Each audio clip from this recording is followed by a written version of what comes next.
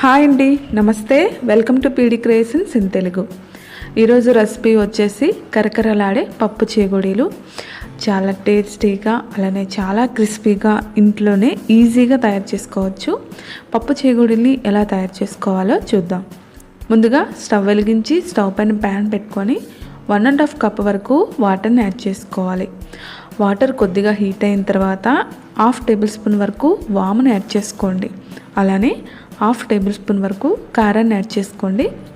కారం మీకు సరిపోదు అనిపిస్తే ఇంకొద్దిగా యాడ్ చేసుకోవచ్చు. కలర్ కోసం కొద్దిగా పసుపుని యాడ్ చేసుకోండి. అలానే మీ టేస్ట్కి తగ్గట్టుగా సాల్ట్ని యాడ్ చేసుకోండి. సరిపోదు అనిపిస్తే చివరిలో టేస్ట్ చూసుకొని ఇంకొద్దిగా యాడ్ చేసుకోవచ్చండి. అలానే కొద్దిగా బేకింగ్ సోడాని యాడ్ చేసుకోండి. బేకింగ్ సోడా ఇష్టం లేని వాళ్ళు స్కిప్ చేసేయచ్చండి. అలానే 1 టేబుల్ స్పూన్ వరకు నెయ్యిని యాడ్ చేసుకోండి. ఇలా వాటర్ అంతా బాయిల్ అయిన తర్వాత 1 కప్ వరకు బియ్యం పిండిని యాడ్ చేసుకోండి. బియ్యం పిండిని యాడ్ చేసుకున్న తర్వాత మొత్తం కలిసేటట్టు కలుపుకోవాలి. ఇలా కలిపాక 1/2 కప్ వరకు మైదా పిండిని యాడ్ చేసుకోండి. మైదా పిండిని యాడ్ చేయడం వల్ల చేగోడీలు అనేవి సాఫ్ట్గా వస్తాయండి. మనం ఒత్తుకునేటప్పుడు క్రాక్స్ రాకుండా విరిగిపోకుండా చాలా ఈజీగా తయారు చేసుకోవచ్చు. అందుకని 1/2 కప్ వరకు మైదా పిండిని యాడ్ చేసుకోండి. ఇలా యాడ్ చేసుకున్న తర్వాత స్టవ్ ఆఫ్ చేసుకొని మొత్తం కలిసేటట్టు గరిటెతో కలుపుకోవాలి.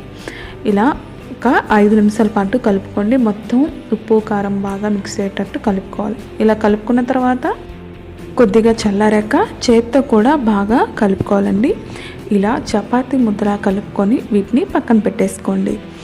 1 అవర్ ముందు నానబెట్టుకున్న పచ్చి శనగపప్పుని 2-3 సార్లు వాష్ చేసుకొని వీటిని కూడా పక్కన పెట్టేసుకోవాలి. ఇప్పుడు చపాతీ ఒత్తుకున్న పీట కానీ లేదా ఒక ప్లేట్లో కానీ ఇలా చిన్న చిన్న ఉండలుగా తీసుకొని రోల్ చేసుకోవాలి. ఇలా రోల్ చేసుకున్న తర్వాత నానబెట్టుకుని శనగపప్పును వేసుకొని శనగపప్పును వేసాక మరొకసారి రోల్ చేసుకోండి. ఇలా రోల్ చేసుకున్న తర్వాత శనగపప్పు అనేది బాగా అతుక్కుంటుంది కదా, వీటిని ఇలా వీడియోలో చూపిస్తున్న విధంగా అతికించుకోండి. ఇలా అంచులను అతికించుకున్న తర్వాత వీటిని ఒక ప్లేట్లోకి తీసుకొని పక్కన పెట్టేసుకోండి. ఇంకొకటి చేసి చూపిస్తాను. ఇలా చిన్న ముద్దను తీసుకొని రోల్ చేసుకున్న తర్వాత కొద్దిగా శనగపప్పుని చల్లుకొని వాటిపైన మరొకసారి రోల్ చేసుకోవాలి. ఇలా రోల్ చేసుకున్న తర్వాత శనగపప్పుని అతుక్కుంటుంది కదా, శనగపప్పు మీకు అతుక్కోలేదు అనిపిస్తే పిండి ముద్దలో కొద్దిగా వాటర్ని యాడ్ చేసుకొని మరొకసారి కలుపుకోండి. ఇలా కలుపుకుంటే శనగపప్పు అనేది ఈజీగా అతుక్కుంటుందండి. ఇలా అతుక్కున్న తర్వాత వీటిని అంచుల్ని ఇలా అతికించుకొని ఒక ప్లేట్లోకి తీసుకొని పక్కన పెట్టేసుకోండి. మిగతా పిండిని కూడా ఇలా శనగపప్పు వేసి అతికించుకొని ఒక ప్లేట్లోకి తీసుకొని పక్కన పెట్టేసుకోండి. స్టవ్ వెలిగించి స్టవ్ పైన ప్యాన్ పెట్టుకొని డీప్ ఫ్రైకి సరిపడా ఆయిల్ని యాడ్ చేసుకోవాలి.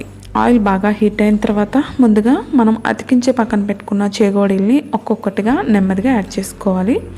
ఇలా ఆయిల్లో ఒక్కొక్కటిగా యాడ్ చేసుకోండి. యాడ్ చేసుకున్న తర్వాత మంటని మీడియం ఫ్లేమ్లోనే పెట్టుకొని రెండో వైపు నెమ్మదిగా టర్న్ చేసుకుంటూ వేయించుకోవాలి.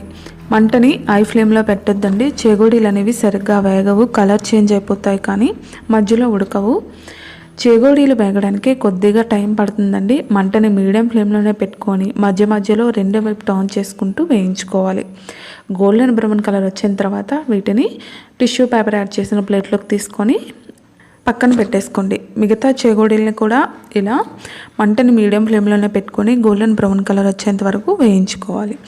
అంతేనండి, ఎంతో టేస్టీ అయినా క్రిస్పీ అయినా పప్పు చేగోడీలు రెడీ అయిపోయి చాలా ఈజీగా ఇంట్లోనే తయారు చేసుకోవచ్చు. అలానే చాలా టేస్టీగా ఉంటాయండి. మీరు కూడా ఒకసారి ట్రై చేసేయండి. మీకు ఎలా వచ్చిందో మీ ఫీడ్బ్యాక్ని నా కామెంట్ రూపంలో తెలియజేయండి. ఈ వీడియో మీకు నచ్చినట్టయితే మీ ఫ్రెండ్స్కి రిలేటివ్స్కి షేర్ చేయండి. అలానే మా ఛానల్ని సబ్స్క్రైబ్ చేసుకోండి. పక్కనే ఉన్న బెల్ ఐకాన్ని క్లిక్ చేయండి. Thank you for ever watching.